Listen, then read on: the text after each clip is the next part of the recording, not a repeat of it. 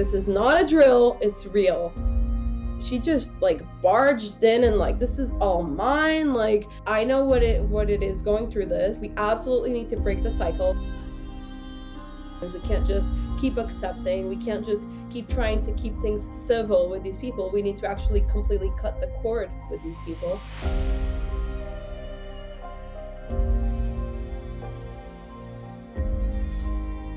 When there is any kind of like religious system that tries to convince you that you should accept abuse because that's the way it is, then that's where I see the problem. Like, that's where I draw the line. Hello everyone, and welcome back to my channel. If you don't know me, my name is Kelly Copter, and today I am joined by a very special guest. I'm talking today with Jennifer from Ego Next Door podcast, which is a personal and scientific approach to narcissistic abuse recovery. What I've noticed the more I've been in this kind of space is lots of people watching have been in domestic abuse kind of relationships or narcissistic abuse relationships, same thing, I guess. And they call it a cult of one. You know, that's the phrase that's been given, cult of one. I know that you have escaped your very own narcissist, which I am excited to talk to you about today. The word itself, narcissist, is kind of thrown about a bit. It's a bit of a trendy word at the minute.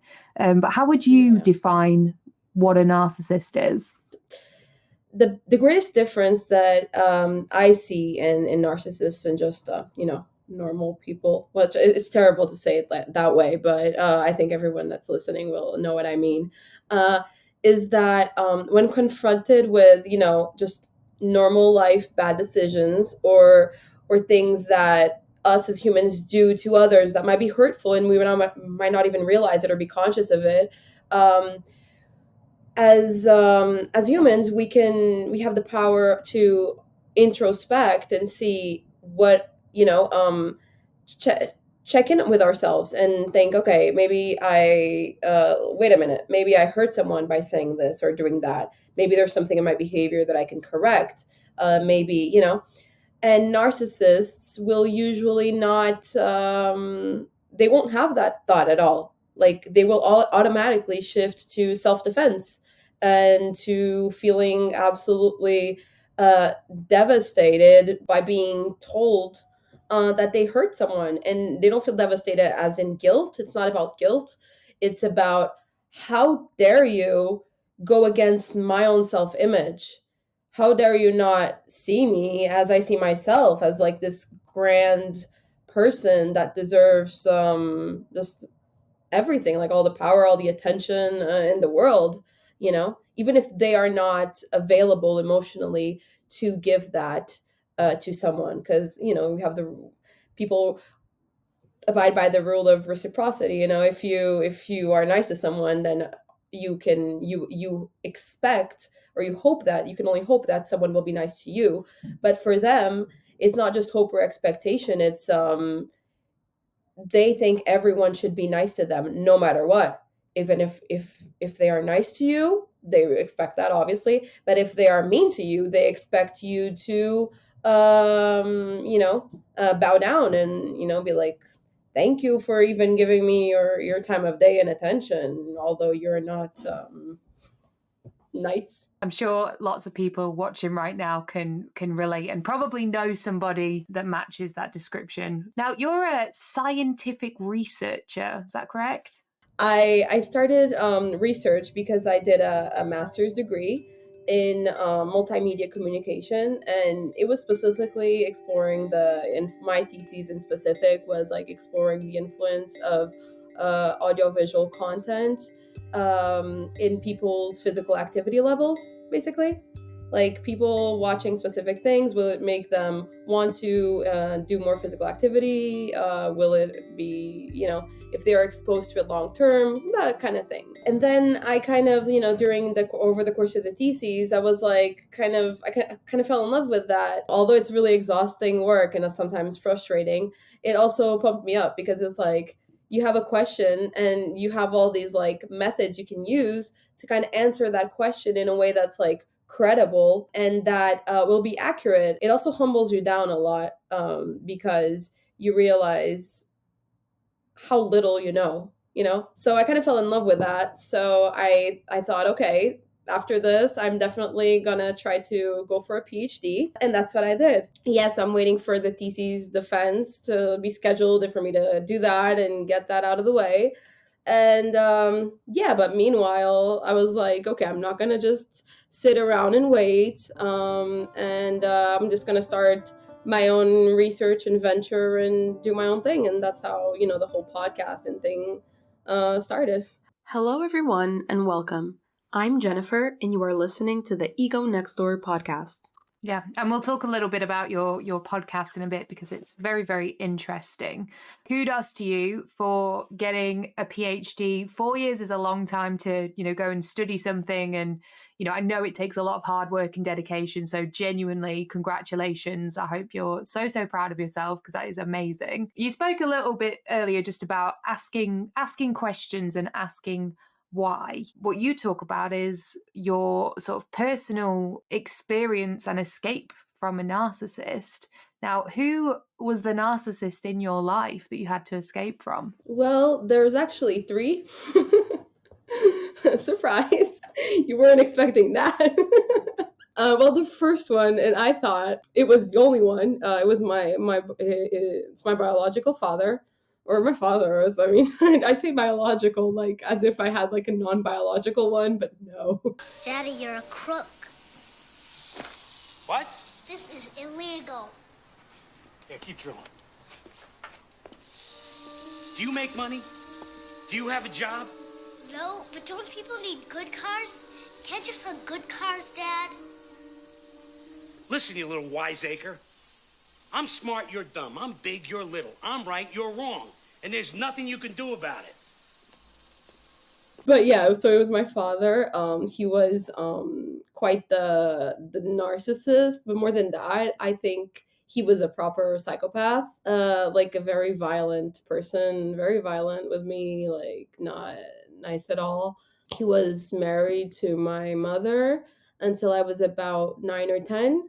And then they got divorced. But from when I was a kid until I was like 10, he was like quite violent with me. Yeah, I don't have a problem like sharing specifics because I know that people that might be listening might really resonate with that. And I think it's really important because I know that if I had heard someone talk about it more openly, like a few years ago, maybe it would have helped me to kind of realize, okay, maybe I should actually get out of this situation now and not just and stop finding excuses for it. My mother, she was quite the workaholic, and she would during the weekend she would leave for work, and he would stay at home and during the weekends, although he was like an engineer during his full-time job, then on the weekends he was home. She would leave me there with him, like I would starve, like he wouldn't cook or anything. I'm an only child, and I would be like playing with my Barbies in my room. He would like go in there and tell me to shut up and say that I was making too much noise, and then basically like get really violent, like drag me from my room to the bathroom and like take off his belt and like just start belting me and stuff. Like it wasn't great. It wasn't great. But early on in life I realized like how cruel people can be. But I didn't like tell my mom or anyone about what he was doing because I was like, first of all, I was like scared of him, but also I thought I deserved it because when you're like a kid, people talk to you like that and tell you that you deserve it. Well, you think, well, he's older than me, so you're supposed to trust these people. Like at one point, a cousin of mine that would come, like she lived in France, and she would like come over for the summer vacation. She like witnessed a few of those events. He involved her in the beatings as well. She said that she was going to tell my mom or she was going to tell someone. Years later, like during my teenage years, we talked and she told me this and I was like, oh shit, I didn't even remember this. But apparently I begged her to not say anything to anyone because I didn't want to be the reason why my mother was leaving my father. Like I didn't want to be like the culprit of like their separation. So I would just like take it kind of like to not worry no one. When my mother decided to separate, like he wasn't violent to her, so like supposedly she had no clue. But the thing is, I always had like this flashback that would just bugged me. I could remember like one instance where like she actually beat me with a belt with him as well. I mean, she was violent with me, like she would slap me in the face and like he'd, pull my clothes and pull my hair and stuff like that. But the belting thing was like the most like violent thing. I always tried to convince myself that she did not take part in that, because that would be like too devastating as a kid to like realize like you're really not safe and you don't know. I kind of remembered that she participated in it 1 or 2 times with him, but then I kind of like just shut that memory down. Like it doesn't come to your conscious like 100%. It's like just a fleeting thought, and you're like thinking, maybe I'm making this up, like it's not possible. But then as you grow up and like with someone like my mother, then you realize like, no, it is possible, because then she started being more and more abusive, and then she got married with this other man. So she moved to the States, and she took me with her and with this man that turned out to be my stepfather. There I was completely isolated with them, and that's like when the 2-on-1 cult brainwashing begun, because all my family was in, and I was there just with them. They had took advantage of that to kind of use me as someone that they could control and like, like all their frustrations too. But like, in my head, I didn't realize it 100%, or I didn't want to. That's the thing. Like, what are you gonna do? Like, especially in a country like the States, like if you say anything to someone, like what are they gonna do? They're gonna put you in the system, and then what? That I didn't want that, because I wanted to be in touch with my family that was back here. I was really scared, so I would just kind of think, okay, like yeah, maybe I am messed up. Like maybe I do deserve this.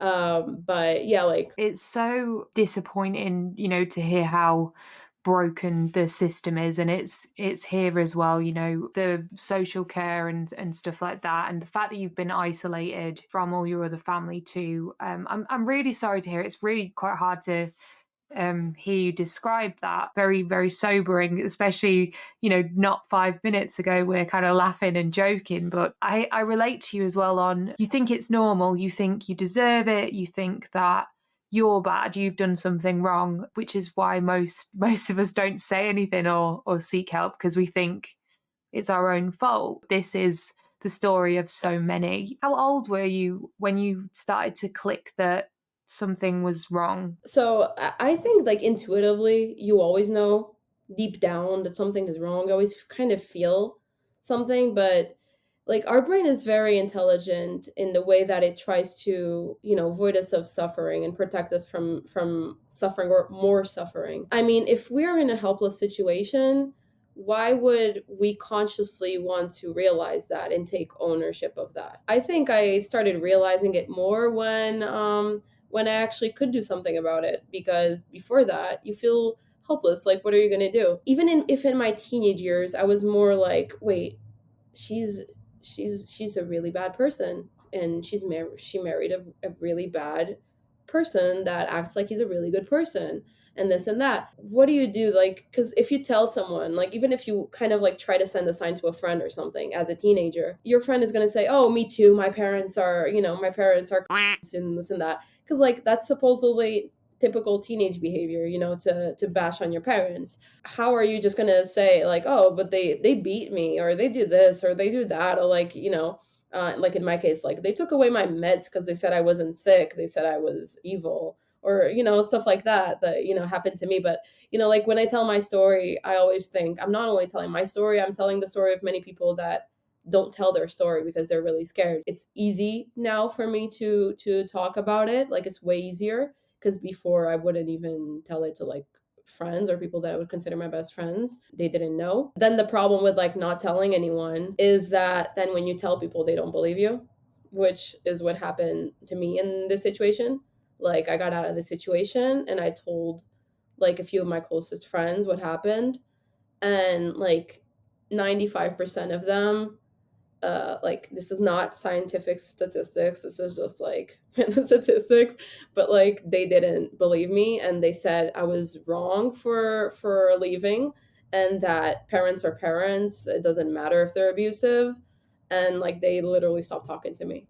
like no joke. Like they stopped talking to me. So I was like, okay. And that gave me even more like power to be like, no, like if this is what I'm feeling, imagine how other people like must be going through this, and they also feel isolated because you're going through something, and you crave for a friend, for friends that will like be there and be like your support group and pump you up a bit while you decide to make this decision. And people are telling you that you're exaggerating.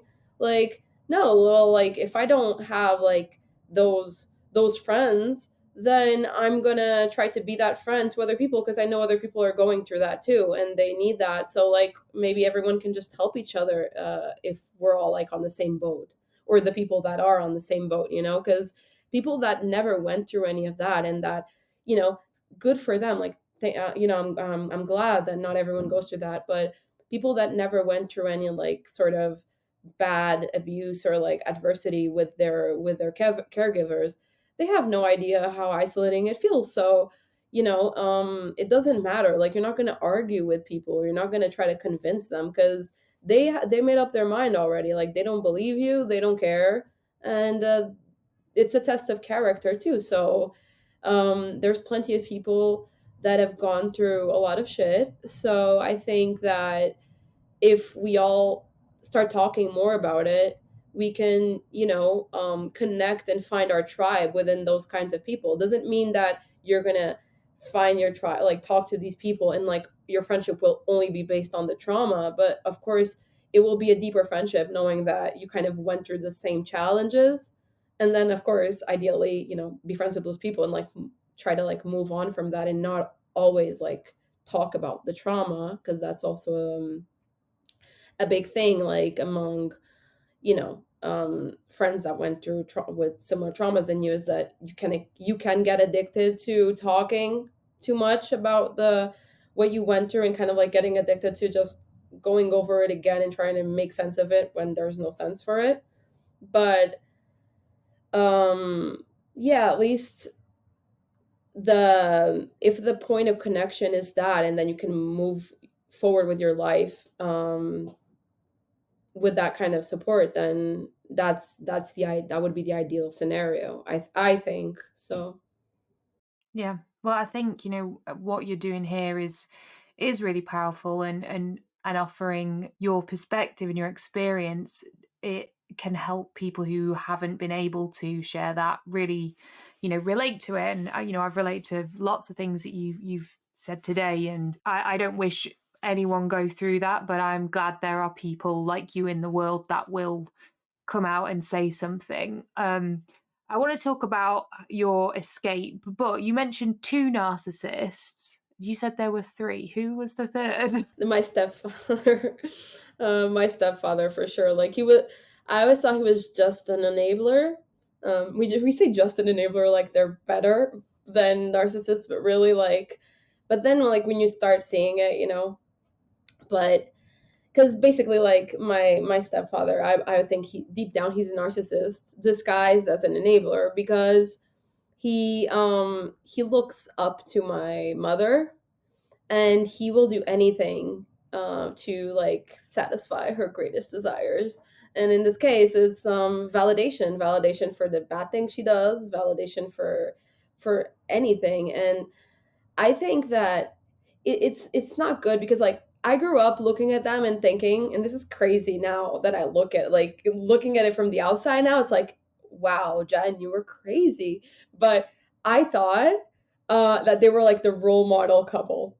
That's how messed up my brain was. Like, I thought they were like the role model couple, and I thought like they loved each other so much, and that like I wanted like a relationship like that because they were so loving to each other. But then like when I started, like realizing, no, this is all like really messed up and I really need to get out of the situation, I started seeing things for what they were, which was like uh realizing that there wasn't really love there at all. It's just all fakeness. Like when I started finding out like things that he would do behind her back, or say behind her back, and like the way just like she twists, like she just manipulates him without a problem, trying to like play the victim. And like she'd throw like the greatest tantrums, and like you would think that she's just struggling with depression, but like it's not. It's really just a tantrum, like a temper tantrum, like when she wouldn't get what she wanted, or like, just vain things. I can't even think of like, for example, I mean, I don't want to get into that because that will be like another hour of conversation. But like, we would have a fight about something, like me and my mother, before my stepfather got home. And then, like, I wouldn't be there in the room when he got home. So then she would like start crying and being like, oh, I feel so terrible, blah, blah, blah, blah, blah. And then like she would be crying. And then suddenly she would be like, oh, I don't want to, I don't know what I've done wrong in my life. I'm such a good person. I try to help everyone.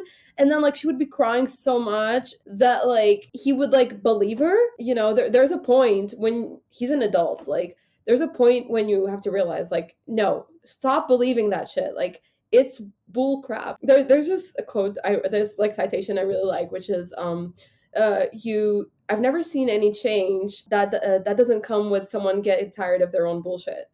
And that's the thing, like, if an enabler doesn't get tired of like the same bullshit, his same bullshit of like, let's assume for the context of this conversation that he was actually working for like 12 hours a day or more.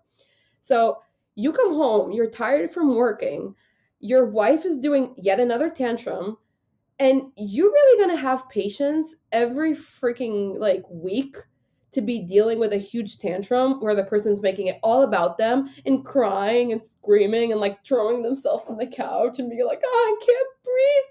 Oh my God. And like, like this seems like a freaking telenovela, but it's reality. And him just being there like, oh, it's okay, and hugging her like, it's okay, the world is just cruel to us. I used to be like the scapegoat and like the emotional regulator of these two people, because I would like, when I was younger, I used to be there and I would be like, no, mom, it's okay. You're great too, stepdad. You're great, blah, blah, blah. But then like when I distanced myself from it and I started like, in these last few months, like looking at them, like from the kind of like from the outside, like, so, I would just leave her to do her tantrum in the room instead of like joining and like trying to help her. And I started observing, like I started seeing things for what they were, which is like pure drama and like no actual real emotion, just all fake, all completely staged.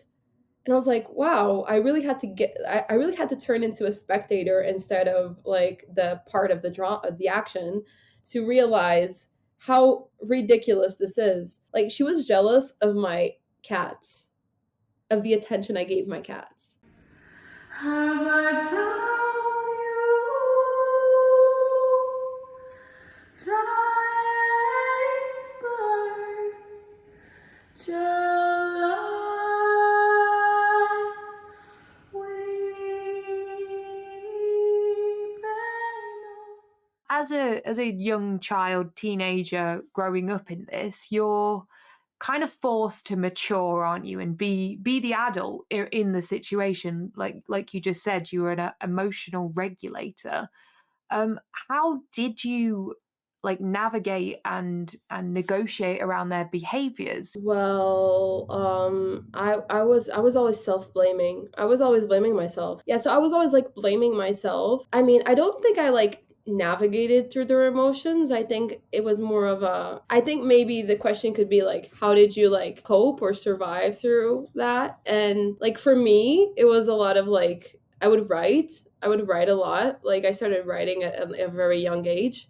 Like I wrote my first poem when I was 10 or 11, and it was like a really powerful poem. And like at the time I showed a teacher because we had like a writing assignment, and I just put the gave the poem as the writing assignment, and she didn't believe that I wrote it, like, and she didn't even accept it as the assignment, because she was like, no, you didn't write this. I was like, yeah, I did.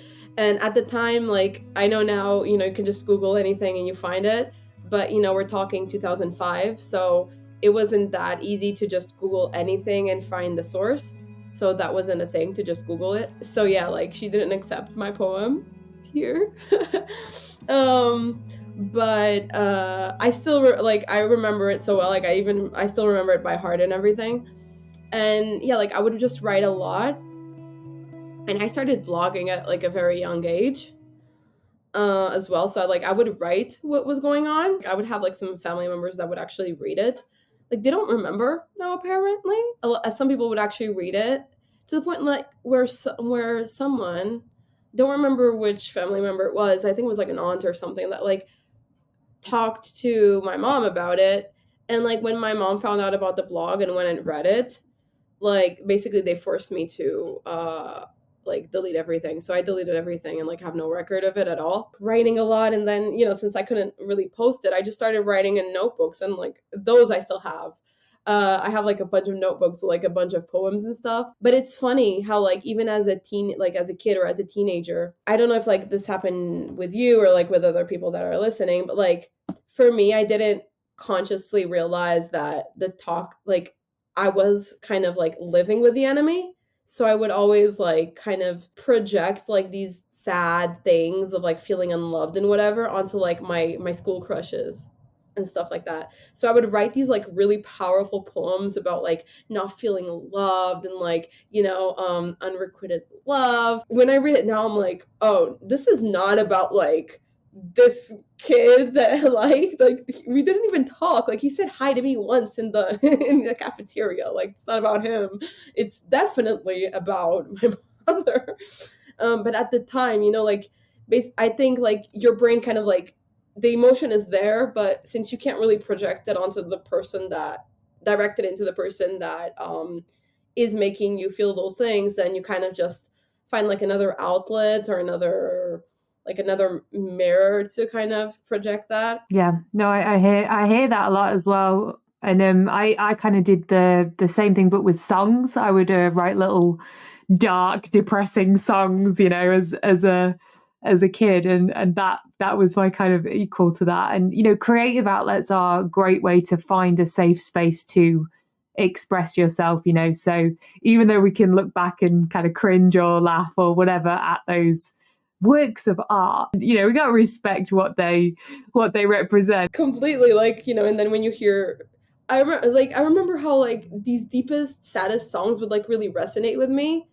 But like, you know how like there's like these songs like when you're a kid, like these love songs or whatever, even if you like never had a boyfriend, it kind of makes you want to like have a boyfriend and break up with him so you can like have dedicate that song to someone. You're like, oh, this is for my fake invisible boyfriend that left me for someone else. Yeah, it's almost like you go into your imagination, don't you? It's the only safe space I think young people have, and you know, that is a place where we can feel all the things and it be okay, and we're not going to be judged or scapegoated or attacked for feeling like that. You mentioned just before about living, you know, you didn't realize you were living with the enemy. I don't know how much you'll relate to this, but I felt I was living with the enemy, but the enemy was me. Yeah, I think at that time I really thought that I was the problem because I couldn't understand how like I couldn't relate to anyone, like not at home, not in school. Like why was I the weird one in school, or why was, you know? Because I thought like something must have like was wrong with me. Like I always thought like that I wanted to be like really rich one day so I could like pay therapy and fix myself so I could like not have a problem anymore. But a good exercise you can do, like, I mean, I highly doubt like now you have that issue, but like, you know, for people that are listening and thinking, hey, maybe I'm the narcissist. And narcissist doesn't question themselves as they are narcissists. That's like the number one thing. So like if you question yourself like am I a narcissist? You're not a narcissist, because a narcissist doesn't ask themselves that question. Like, so if you think you are like, if there's something going on and you think like you're the problem and you're actually feeling like terribly guilty about it, um you're most probably like 99% you're not the problem. And this is like a really important thing, especially when like you start navigating more into like definitions and looking at like what is a narcissist, what is a psychopath, what is a sociopath. Like it can be considered a spectrum. Like everybody has a little bit of like selfish in them, everybody has a little bit of like narcissist in them. But the difference between like a narcissist or like a true narcissist is that they're like way up in the spectrum.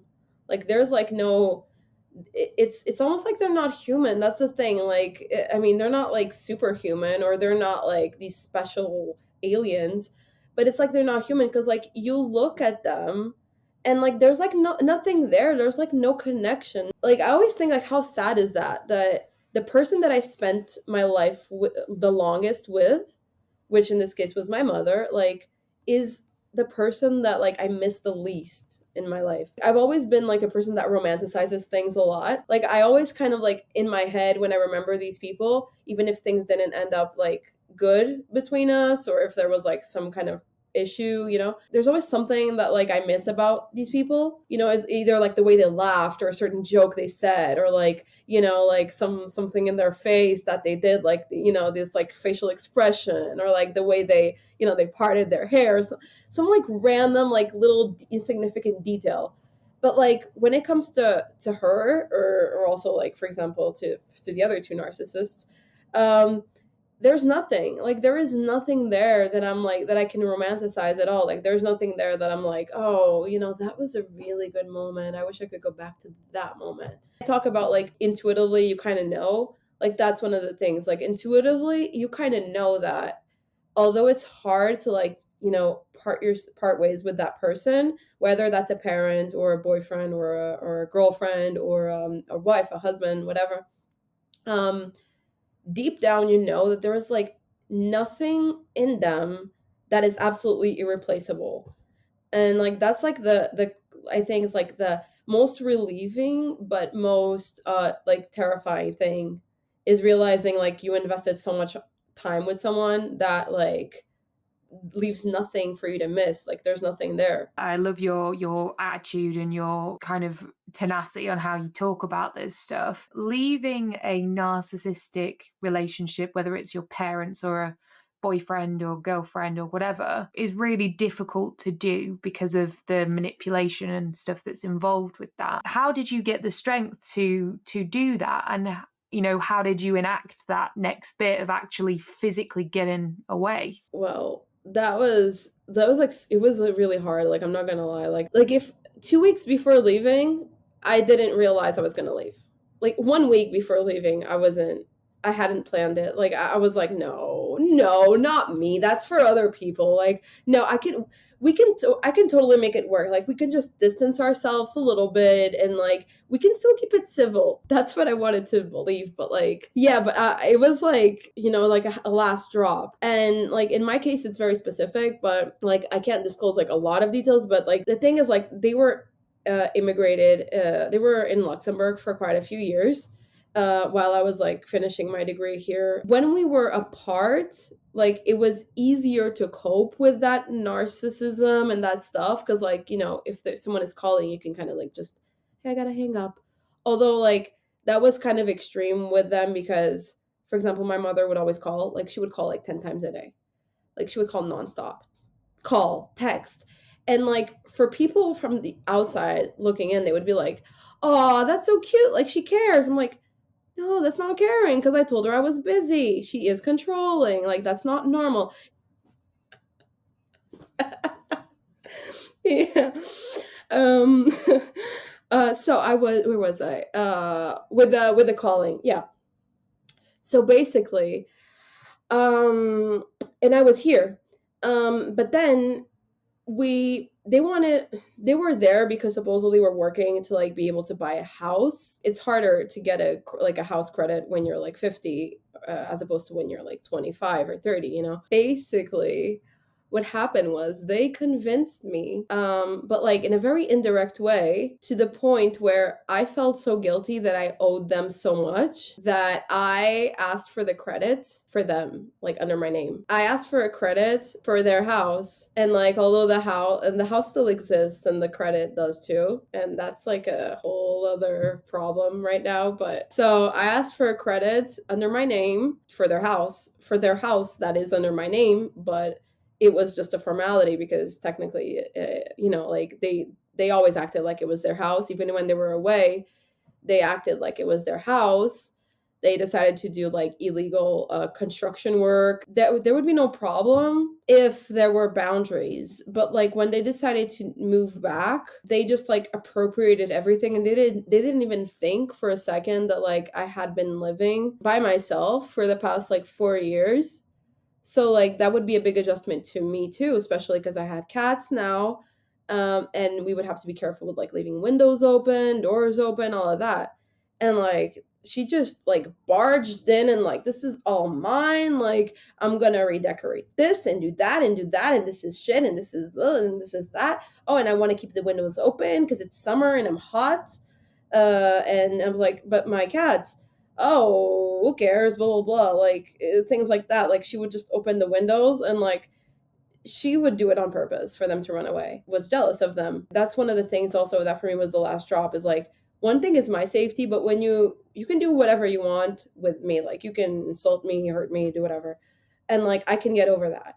But you hurt one of my people, or like my own, in this case, like my cats that are like my babies or everything for me, like there is no forgiving that. Like for me, that's the last drop. And like it was just too much of like always complaining, like, oh, there's hair everywhere, or there's this, or there's that. Cats, ugh, I don't like cats, I'm just tolerating them. Like, excuse me, you moved back to the house that like it's your house, but it's under my name, and I kind of did this for you guys, and this is the respect I get. Like it got to a point where I did like I started living in the attic of the apartment. Like it was a really small space, and I just like got a bed and like did like made a bathroom there and whatever, and started living there with my cats. And this is the place that you've paid for, you own, and have been living in for 4 years. I didn't live there for 4 years because I was living somewhere else before that, but basically like, I was living by myself for 4 years.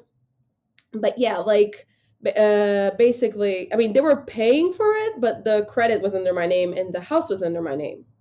You know what I mean? So like they were like paying the credit thing, but it was all under my name. So like if they decided to just, fuck off one day, that's it for me. Really, like I'm trying to sell it at the moment. It's crazy because credits have gone up like really a lot, like from like the last few months. It's kind of a crazy amount. It's like per month now it's like 700 euros, and like I'm not even there, and like obviously I'm not gonna I wouldn't even like, once I left, I left, like, and they still, the thing is like I left and I was like, I'm gonna leave. So I decided to like, so now we're going back to your question.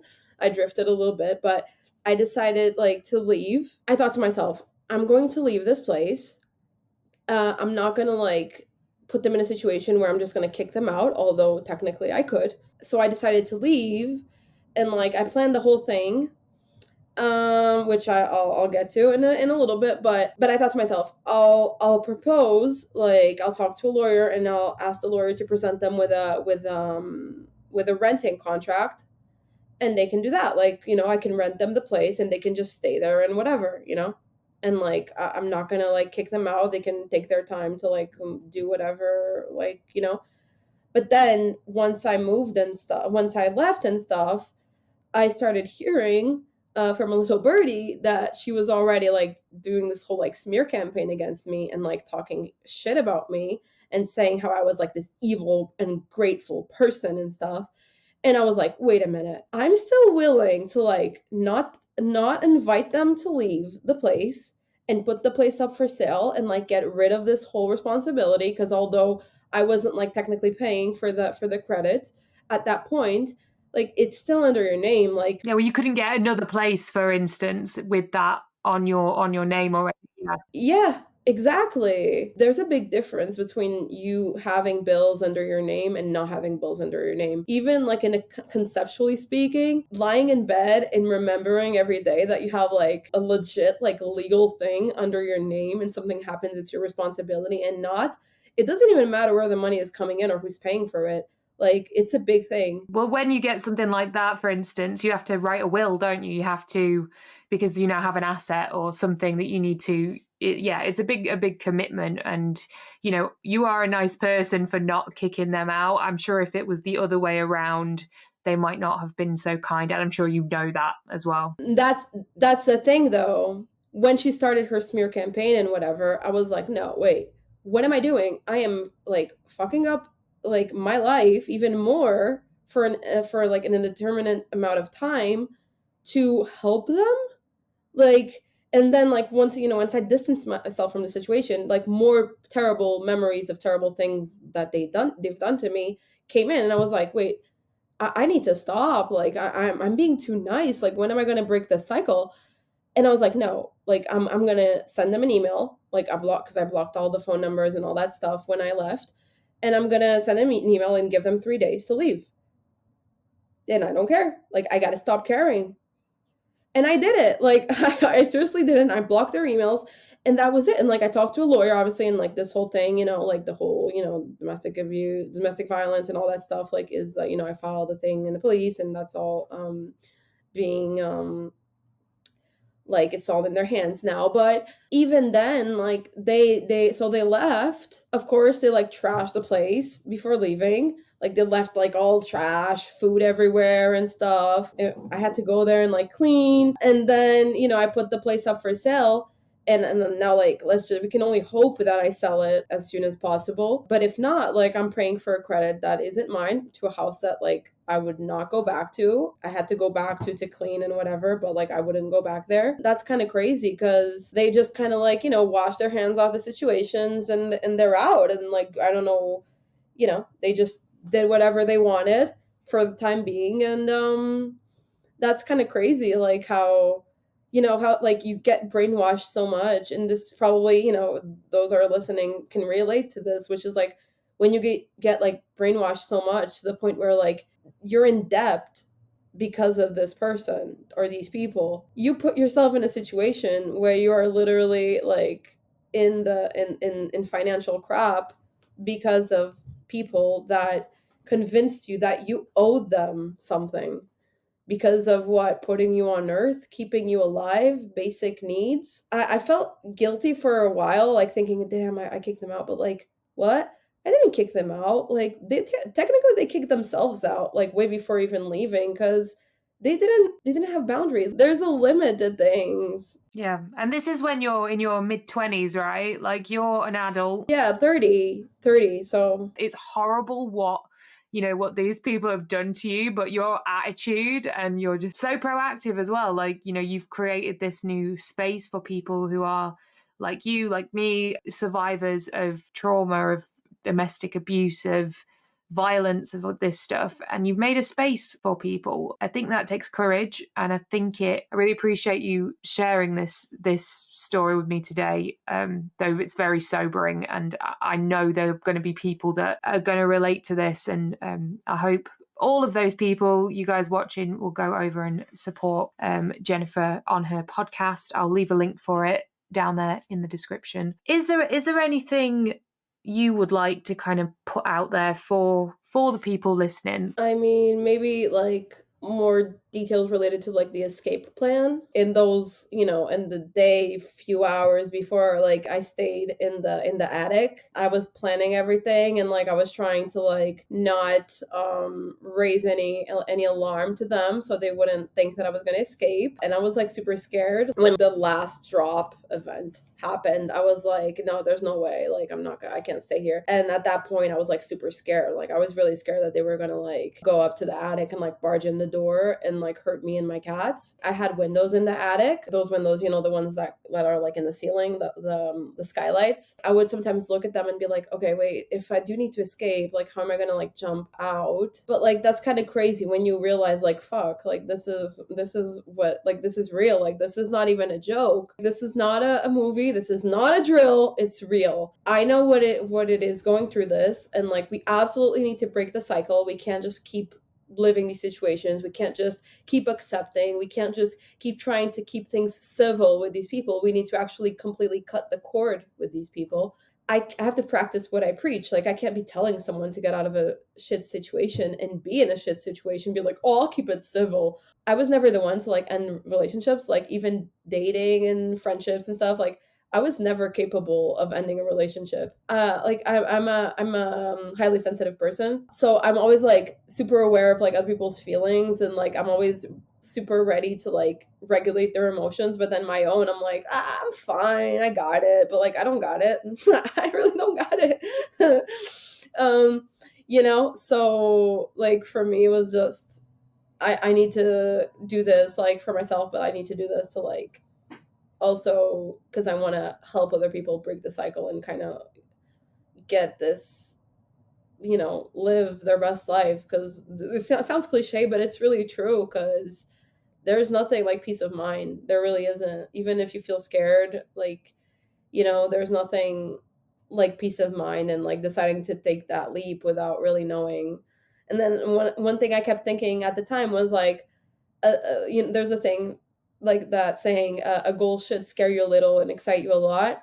And in this case, the goal was leaving, and like it would scare me, but it would also somehow excite me, thinking, whoa, like spending a day in peace, like is this an utopia or does it really exist? And I that's like the message I want to leave out to people. I want people to realize like it's possible to like find peace. Hopefully, channels like Kelly's and and mine and stuff can help people find some solace in the middle of like this whole chaos that is life. Yeah, no, I love that, and I think that's amazing. And the more of us out here that share, the more we can kind of do in this space. I want to just go back briefly to your escape plan. Do you think you could talk me through the sort of the day of how long did you have before you knew you were going to go? A week, 2 weeks, a day? 3 days. 3 days. All right. So day zero, what's going on? What's happened? What's going on in your head? Well, day zero, I'm like, finally the day is here. uh, but that song, it's the final countdown. I was literally looking at the clock, waiting for like my stepdad left to work first. So I was waiting for her to leave. And as soon as she left, I would give it like about 15, 20 minutes and then go downstairs and start packing and putting things in the car. And like so I had like this whole plan, because I wasn't gonna just leave, like just take my essentials and leave. Like I couldn't just do that, because I knew that she was like gonna just burn everything else. I'm gonna leave, but like I'm gonna take like whatever is mine that like is important and stuff with me, like my clothes and all that kind of stuff. I actually hired a moving company, like a moving truck. Actually, 3 days before that, I was like, okay, I need to hire a truck. And like while they were out, because it was the weekend, and they had left to go like somewhere like on Sunday, like for coffee or whatever. So I took that time to like go downstairs and like go to the garage and go to like the house, and like I photographed the things that I was gonna take with me, and then like things that I could actually just put in a bag and like not be noticed that it was missing. I just kind of like put it in a bag and just brought it upstairs again to the attic with me. We didn't have a lot of food. Like my boyfriend was with me at the time, and like we didn't have much food. We were like, okay, whatever, like fuck it, we'll just have a meal a day until like, so day 3, day 2, day 1, and then the day. And so that's what I did. So like after I went upstairs and like put all my stuff, and then started like packing my stuff that was upstairs, putting in like empty boxes. And then in the day, since I had already like the list of the things I was going to take, I tried to like do it as fast as possible. So like I would just throw things in like a bag, or like like those recyclable plastic bags, and like just put things in there. And then like I would give them like to my boyfriend or to the person from the moving company, and like they would just put it in the truck. And like the people from the moving thing, they had no idea. Like they thought it was just moving. They had like no clue like why we were like running around and like kind of flustered. Yeah, hearing you describe it, especially going into the garage and stuff, like my heart is racing for you. Like I can, like, how did you feel? Are you anxious? Are you like worried they're going to come back and see what you're doing? Oh yeah, I was scared that like somehow something would happen. Like she would forget something at home and like come back to the house for some reason. But I was like, this is it. Like the plan was to like do the move, take like about 2-3 hours. So that was it. Like I mean, like obviously furniture and all that stuff had to stay, but like the most important thing was essentials, which like were already like I put them in my car, and then the rest, and like the last thing to move were like the cats, because like I wasn't going to leave the cats just running around. Cats like to go to the streets and never come back. They just stayed safely upstairs. I used to be a competitive athlete, so like I put the whole thing I learned from like sports, I put that into that day. I was like, it's like when you're in like sport competition, you don't think about like the anxiety in the moment. You have your eye on the prize. And that was me that day. Like I had my eye on getting to the end of the day and being somewhere safe, like, and just like sitting back, like after taking a shower and being like, okay, this is like the first day of the rest of my life. The truck is packed. Truck leaves first. I leave. Cats in the bag. Right. You pull out of the drive, and then what? What's happening? It's like it was more than a 1 hour drive, so that was like the whole drive. I was like I could feel myself shaking. I was like, oh my god, what am I doing? What am I doing?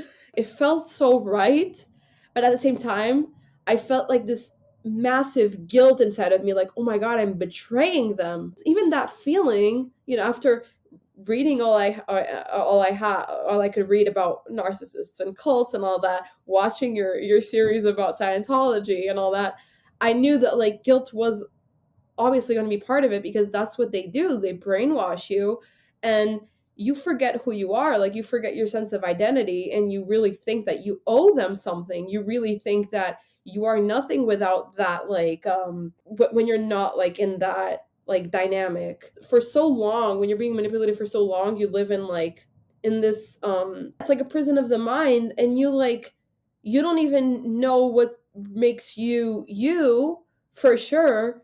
And you're kind of like, it's a leap of faith of, well, I hope this works out. It's also kind of exciting because you're like, shit, like I'm taking charge for once in my life. Like this kind of looks like a movie in my head. Like the whole scene, it's happening before my eyes, and it's like I'm in a movie set, kind of.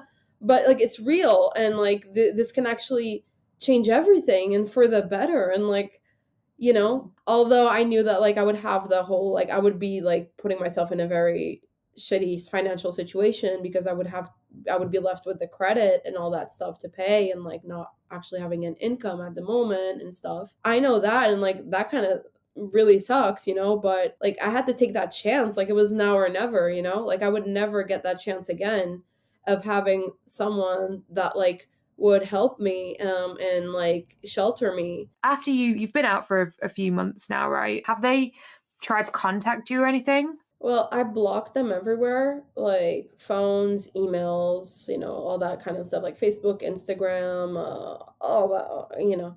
So not really. She tried to call the real estate agent that like from who I bought the place and I'm selling it now, to tell him if I didn't know where like this gold medal thing, like inheritance thing was, because she couldn't find it.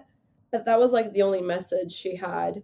Like that's where you see the narcissism coming in, because like a real person that like really loves you, like the message they would have is like, are you okay? Or I hope you're fine. Like whatever you decided, like I hope you're fine. Or knowing that me leaving was putting me in a financial like, I mean, she's not dumb. Like she knows that like she would still like try to transfer the like some sort of like substantial amount to help me like survive. I mean, if I was a mother, like that's what I would think. I would think like, yeah, this is messed up, like my child left me, like if I was in her brain.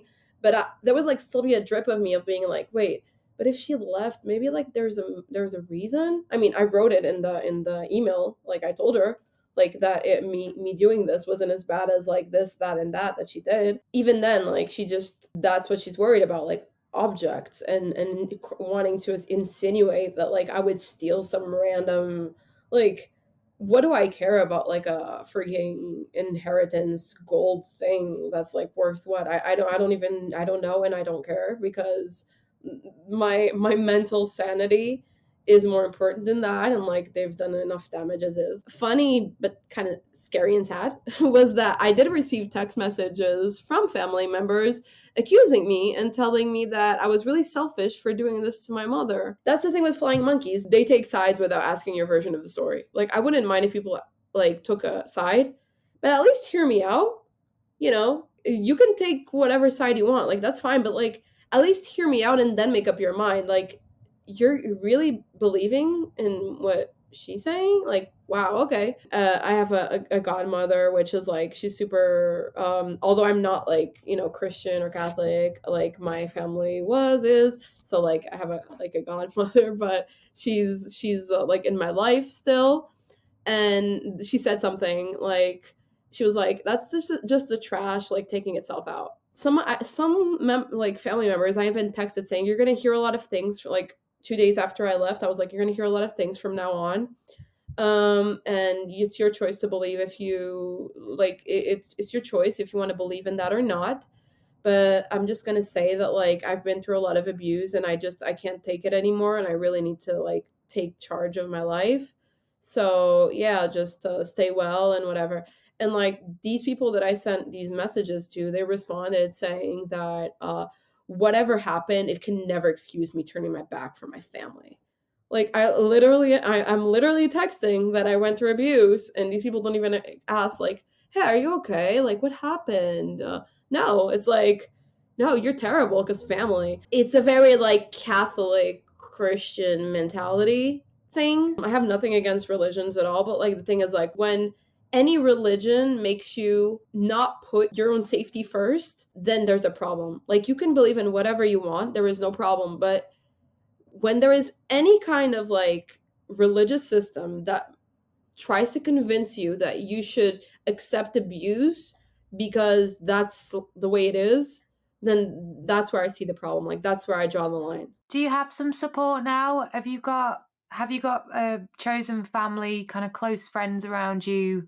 You know, do you feel like you have a support network at the moment? Yeah, I mean not much, but enough. Like not a lot, but like, you know, it is what it is. I mean, everybody gets busy. You know, I'm 30. Like, if this happened when I was like 15, it would be different. But like 30, it's normal. Like, people get busy, and like it's normal that people are not going to be like as responsive and stuff. And like that's fine. I think it's like just kind of sad, like the people that you thought were like going to be there as well. Like even presently, like people that like live where you are at the moment, and then you actually reached out and was like, "Hey, I'm here, and this is what happened," and they're like, not even hey, I'll come meet you, or like, you know, we want to do something. Once you decide to escape, like that's the one thing you have to remember is like not everyone is going to believe you, and you need to like be aware of that and realize that, because it's going to make it a bit easier to realize that like people are going to take sides without knowing your story. People are going to side with your abuser. And also another really important thing is like people actions say more about them than it does about you. So like if people decide to side with your abuser, it's not because they don't like you or because they prefer your abuser. Sometimes it's also because they might be in such denial of like being in a situation themselves that for them it's like, I would never do that. Like I went through this and this and I would never do that to my parents. So how dare she? Like it's a more of a personal thing too. So that's why like I don't hold it against people. Most people want to see the best in people as well, right? Like you don't want to think that somebody is an abuser, because then that means so much more, rather than, oh, you're an abandoner, you're a traitor kind of thing. It's a bit easier to swallow than, than the alternative, which does not make it okay or anything of the sort. And I hope your friends that and family members that at this point haven't believed you, I hope that they do. If any of them could hear you right now, if your parents, your friends and family, is there anything you would want to say to them? I mean, if my parents could hear me, I would say like I think that sometimes for people to check in with themselves and realize that there's some things that they've not been doing so right in their attitude towards life, and that explains why they're so miserable. Sometimes people need to like hit rock bottom to like get a wake-up call. And in a way, like there was part of me that thought like if I did this like drastic thing of like leaving and cutting off and just like moving on with my life, maybe somehow it could like shake and like awaken this like humanity in them into thinking, hey, maybe maybe there is something that I need to work on. Maybe it's not just everyone's fault. Like, I know that's kind of an illusion because that's like super wishful thinking, because narcissists do not think like that at all. I don't know. Like, I mean, if they were listening, they would probably be listening and thinking, oh my God, she's victimizing herself again. We're the ones suffering and in need. I don't really have anything to say to them except, peace out. But and for family members and stuff, like, they made their choice. I think if they know me, they know that, like, if they actually ever needed anything, like to talk or like help or support through their own situations, like, I would always be there anyway. Like, I would never turn my back on anyone. Most of all, like, although I'm not like in the ideal life situation right now, I'm sleeping in peace, and I've never done that in my life. And like, that says a lot, like, because if you birth someone into the world and you were never able to give one moment's peace to that person, and that person had to find it away from you, that speaks louder than like any message I could ever send out to them. Yeah, and I think you just summed it up beautifully. And I know this is fairly fresh and recent, and I looking forward to see what you do next and what is on the cards for you in the future, because you are really brave and really smart, and they are the ones that have missed out here. I kind of feel sorry for them for that. Speaking of your future journey, lots of exciting things coming up for you on the tubes and the Spotifys and whatnot. Where can people find you? What do you have over there that they can go and check out? So, people can find me in the YouTube channel at Ego Next Door Podcast. There I have like short reels where I summarize kind of things that I talk about in the podcast. I also have the full episodes in YouTube. Although, like, I don't have the video format, I have it like in audio. They can also find the content on Spotify, the full podcast. I'm also on Instagram, TikTok, Twitter. I am not like trying to focus too much on the TikTok part, but like on Instagram and everything, like, I have all the resources there, all the support stuff, as well as on YouTube. And like, I have Twitter where I just kind of like reshare all the stuff that I have on the other outlets. So if someone is like listening here that doesn't actually have YouTube and just has like a Twitter or something, they can follow there anyway. And yeah, oh, we have a visitor here actually. She showed up right on time to say hi to everyone. Emilia. she Emilia, this is my emotional therapy cat. Hello.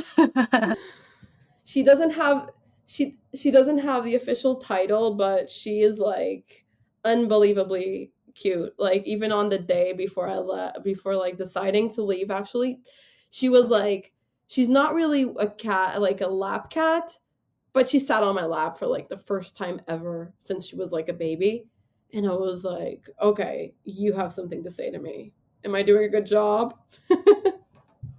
So yeah. Cats know. They just know. They do. They completely know. Your podcast, by the way, is brilliant. I have listened to it, and the resources and things you provide on Instagram are excellent as well. And the shorts, you even do a bit of comedy. I've seen there are some funny ones in there. Oh yeah. Yeah, I started trying that out. I kind of like trust that as one of my narcissists. Not going to say which one it is. I think it's important to like take a bit of a humoristic approach as well. Like, sometimes we need to like laugh about it a little bit. I know like the whole content is very tense, and I don't want to like just feed my audience with like this like really gloomy content. And I want people to like know, the more serious, like scientific part of me, but also like, the more laid back, fun part of like dealing with these things. Because I think most people that go through these kinds of abuses, they have a moment or a lot of moments where they also kind of ironize the situation and laugh about it, because humor is such a defense mechanism. Most people that go through these things, they just have like this kind of like mechanism of laughing it out. Sometimes laughing it out too much is unhealthy, because you also need to face certain things, but it's also so important to laugh it out and be like lighthearted about certain things. Because if we just really start thinking about it in a gloomy way all the time, it's super depressing. Like it's not worth it, like, to give these people also the time of day, because the more sad we stay just thinking and talking about these things, the more we're giving them like energy to continue to be what they are, because they enjoy that. Like, narcissists enjoy the seeing the results of their actions. They enjoy provoking an effect. They enjoy thinking that other people might miss them or whatever. So you kind of like have to fight back and take ownership. Absolutely. And you break it down into small, sort of easily digestible little bits as well. So it's it's easy to listen to for you guys out there. Please go over and support Jennifer. The link will be down there below. Thank you so much for talking to me today. You are awesome, Miss Lady. I love to hear this. The story of your strength is amazing. For everyone watching out there, like it, share it, subscribe it. I will see you guys in the next video. Bye. Bye.